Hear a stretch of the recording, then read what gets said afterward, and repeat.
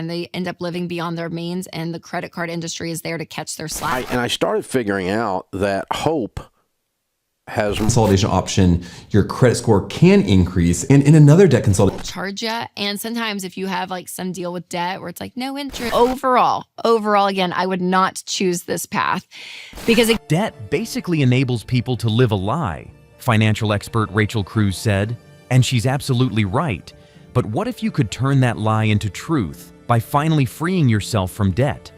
It might sound daunting, but the first step is knowing what not to do. Let's uncover the worst ways to pay off your debt, the traps you should avoid at all costs. But remember, this is for educational purposes only, not personal financial advice. Chapter 1: Debt Snowball. The debt snowball method has often been glorified as the emotionally satisfying way to crush debt. It starts with paying off your smallest balance first, regardless of the interest rate, while making minimum payments on the rest. Once the smallest debt is gone, you roll that payment into the next smallest, and so on. Like a snowball rolling downhill, the payments get bigger and more powerful as you move forward. At first glance, this seems like a smart, motivational strategy, and it works for some, no doubt. It gives quick wins, it fuels momentum, you feel like you're finally doing something about your debt. But here's where things can get tricky. Financial guru Dave Ramsey, a major proponent of the snowball method, emphasizes a vital step that many ignore: stop borrowing completely. As he puts it, you can't get out of a hole by digging out the bottom. Ramsey says it best in his book, The Total Money Makeover. As soon as you make that statement, there will be a test. Trust me, your transmission will go out. Your kid will need braces. You are ready for a plastectomy, plastic surgery, to cut up your credit cards. He's not kidding. That test is very real. Life doesn't stop throwing curveballs just because you decided to pay off debt.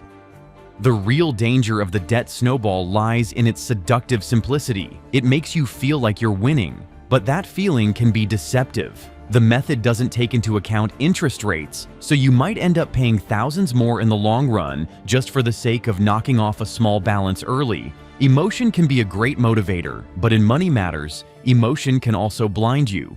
Rachel Cruze, though once closely aligned with Ramsey's school of thought, urges caution.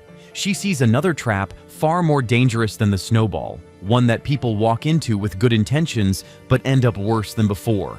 Chapter 2: Debt Consolidation. If you've ever tried to clean up your debt by rolling it into a single payment, you're not alone. Debt consolidation is one of the most popular strategies for debt management, and ironically, one of the riskiest.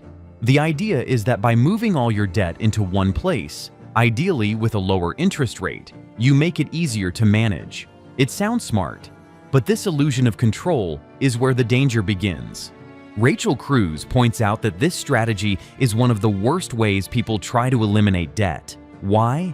Because it doesn't fix the underlying problem.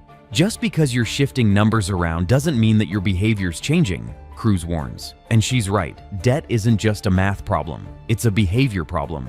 Cruze goes on to say, when it comes to personal finance, your behavior change is what's going to take you into the future long term of winning with money. And she's absolutely right. Another issue is that many consolidation companies are profit-driven. They advertise lower monthly payments, but often extend your loan term, which means you pay more interest over time. And that's if everything goes smoothly. Hidden fees, sketchy fine print, and unfavorable terms are all risks many people don't fully understand until it's too late. Cruze is blunt here. A lot of these companies end up charging extra fees, and sometimes if you don't pay in the right way, you get yourself in an even bigger mess.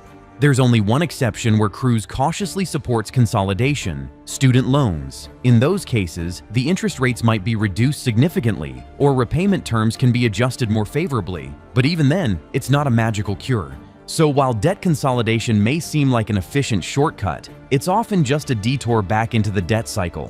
And if you're not hyper-aware of your behavior and the terms you're agreeing to, that shortcut might cost you far more than you realize. And just when you think it can't get worse, another popular strategy enters the scene: personal loans. Chapter 3: Personal loans.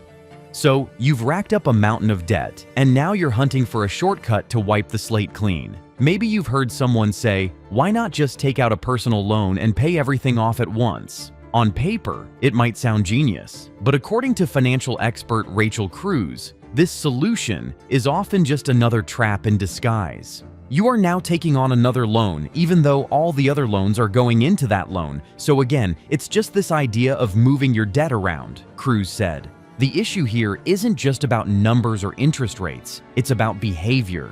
Cruze emphasizes that by packaging all your debts into one single personal loan, you might feel a temporary sense of relief, but you're not addressing the core habits and decisions that caused the debt in the first place. She suggests that keeping debts separate, even if some come with higher interest rates, gives you a clearer, more honest picture of your financial responsibilities. It forces accountability, and more importantly, it builds character. When you confront each debt individually and chip away at it with determination, you're more likely to develop better money habits for the long term. Chapter 4: The HELOC Mirage. Now let's talk about something even riskier: borrowing against your home. A home equity line of credit might appear to be a clever move. After all, it's your home, your equity, right? But Cruze warns that this method is particularly dangerous. What you're doing is you're basically stealing the equity from your home and possibly the future earnings of that equity when you pull it out into a loan, she said. Financial expert Dave Ramsey also warns that this quick fix often backfires. A HELOC isn't free money, it's a loan, backed by your most valuable asset, your house. If you default or fall behind, you're not just dealing with missed payments, you could lose your home. You're essentially gambling with your future security to fix past mistakes. Just because the debt seems handled doesn't mean it's gone. Chapter 5: The Retirement Robbery. Then there's the 401k raid, a move so tempting yet so detrimental. You see a big chunk of cash sitting in your retirement account, and the debt monster is knocking. Why not dip into your future for some present-day relief?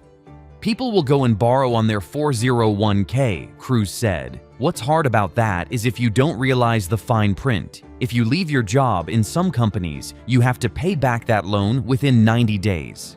Even worse, when you withdraw from your 401k, you interrupt the powerful effect of compound growth. Instead, you can wait to invest it, like Warren Buffett advises. Chapter 6: The Credit Card Shuffle. Another common but misguided method experts see frequently is the credit card shuffle. That's when people pay off one credit card with another. Maybe it's a balance transfer. Maybe it's taking out a new card with a 0% intro APR and shifting balances. Either way, Cruze says this tactic usually leads nowhere fast. You're not reducing your debt, you're just rearranging it like musical chairs, hoping you don't run out of seats. Eventually, the music stops, and when it does, you might be facing more interest, more confusion, and even more debt than you started with. The sooner you just accept the fact of, okay, here's all of my debt, you actually get more of the behavior change as you're paying it off, Cruze noted. Even legendary investor Warren Buffett cautions against this approach. He's long warned people to avoid credit cards altogether, famously stating, "Interest rates are very high on credit cards." Buffett emphasizes that the compounding interest works against you with debt, especially the kind tied to high-interest credit cards. These strategies all have one thing in common: they focus on appearance, not substance. The hard truth is that there are no shortcuts. These tempting detours only prolong the journey.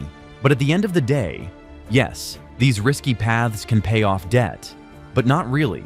They're not ideal, but sometimes they lead to a better financial outcome. Still, let's be real. The worst path isn't a personal loan or a HELOC. The worst path is the mindset that debt is normal. Debt is the slavery of the free, Publilius Cyrus once said. The moment you say no more is the moment you reclaim your freedom. That's when the lies stop and real life begins. The financial information presented represents research and educational content valid as of May 2025. Tax laws, market conditions, and regulations change frequently. Always verify current information and consult with qualified financial professionals regarding your specific situation.